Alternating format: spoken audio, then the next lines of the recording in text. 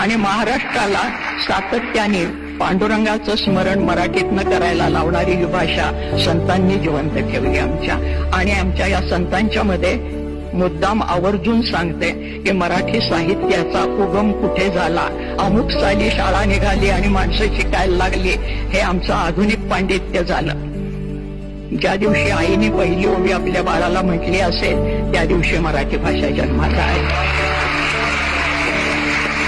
कांदा मुळा भाजी अवघी विठाबाई माझी, लसूण मिरची कोथिंबिरी अवघा झाला माझा हरी, असं म्हणणारा आमचा सावता माळी त्यांनी ही भाषा जिवंत ठेवलेली आहे. आणि या मराठी भाषेला अभिजात दर्जा मिळालाय. या सगळ्यांना मिळून हे अभिजातपण आलेलं आहे.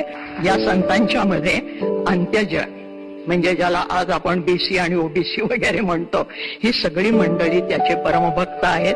हे कुठल्याही शाळेत शिकले नाहीत, त्यांना कोणीही शिकवलं नाही आणि तरी सुद्धा ते मराठीमध्ये काव्य करत होते.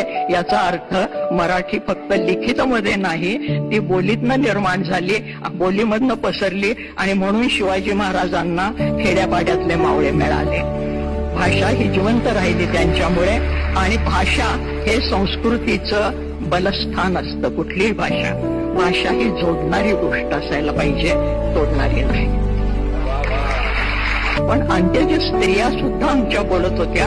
आणि आज ज्याला आम्ही पुरोगामी म्हणतो आणि कोणी कोणी उपहासाने पुरोगामी म्हणतात, ते पुरोगामी काही म्हणू देत, पण खरोखरच आमचे संत हे पुरोगामी आहेत. त्याची उदाहरणं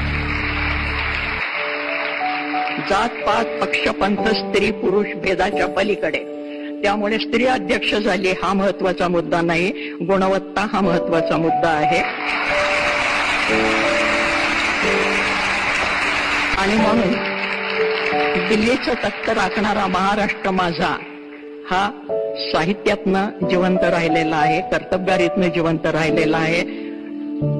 ज्या ठिकाणी संमेलन होत आहे त्या ठिकाणी मराठी माणसाने एकदा छावणी टाकलेली आहे. हा सगळा इतिहास आपल्याला माहिती आहे आणि आपण एकमेकांचं मैत्र जोडून पुढे जाणार आहोत. कारण भूता परस्परे पडो मैत्र जीवांचे, हे ज्ञानेश्वर महाराजांनी सांगितले.